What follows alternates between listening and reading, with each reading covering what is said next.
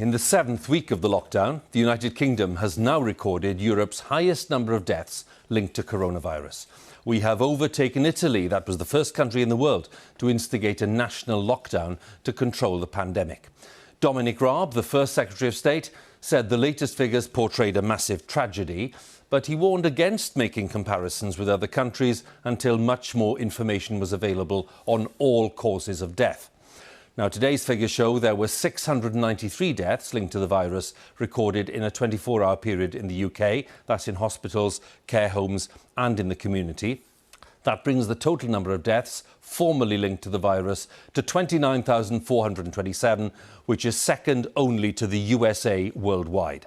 Now, experts say there are several key factors to be considered when making comparisons, including population size, different testing regimes and geographical spread.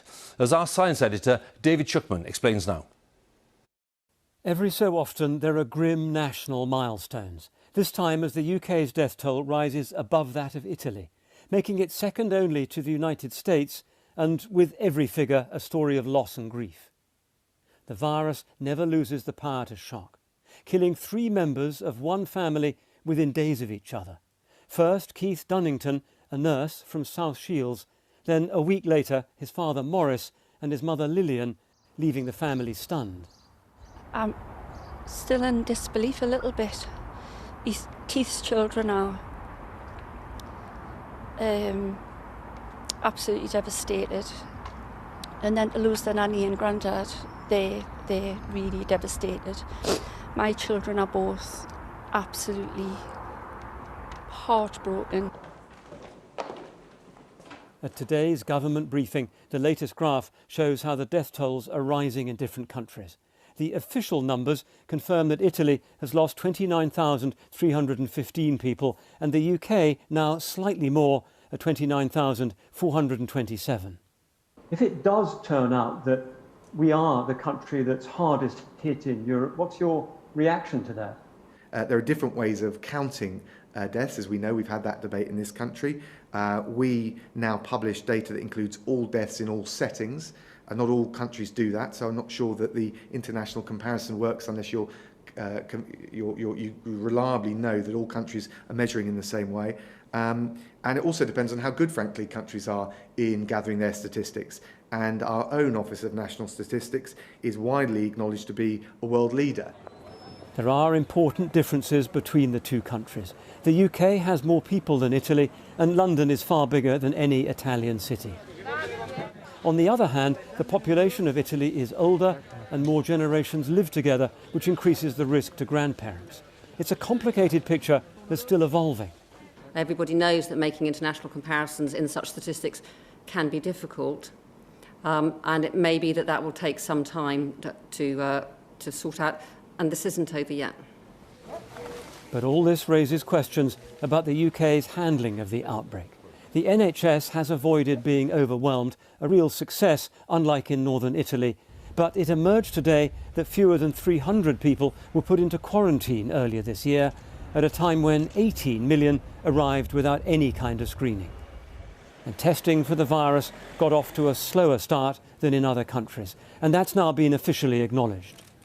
In the early phases, and I've said this before, I think if we'd managed to ramp testing capacity quicker, it would have been beneficial. And, for all sorts of reasons, that didn't happen. And I think it's clear you need lots of testing for this. The numbers dying every day are now falling. The lockdown is working, but this comes as tens of thousands of people across the UK are now grieving. David Shuckman, BBC News. Well, the impact of the pandemic on some of the most vulnerable people in society is becoming increasingly clear. The latest figures from the Office for National Statistics shows that deaths related to coronavirus in care homes in England and Wales increased by more than a third in the week ending the 24th of April. That week, there were 2,794 registered deaths in care homes linked to coronavirus. That means a total of nearly 6,000 care home deaths up to April the 24th. Our social affairs correspondent Alison Holt has the latest on the care sector and the intense pressure it's under. Tonight at Glen Abbey Manor Care Home in County Antrim, it was confirmed that 14 residents have now passed away after testing positive for or showing signs of coronavirus. Each death an individual tragedy, the personal loss that lies behind the weekly official numbers, and a distressing marker of how the virus continues to reach into residential and nursing homes across the UK.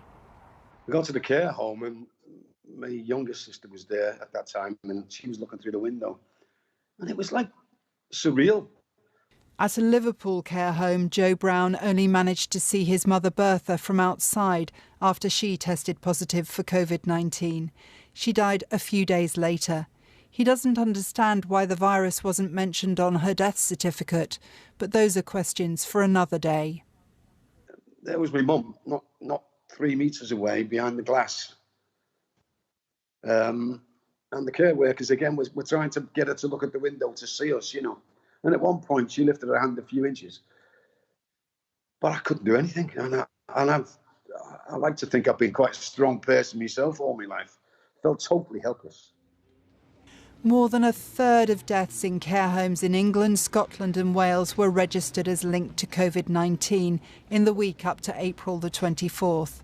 But overall, the number of deaths in UK homes from all causes is higher than usual, particularly so in England and Wales.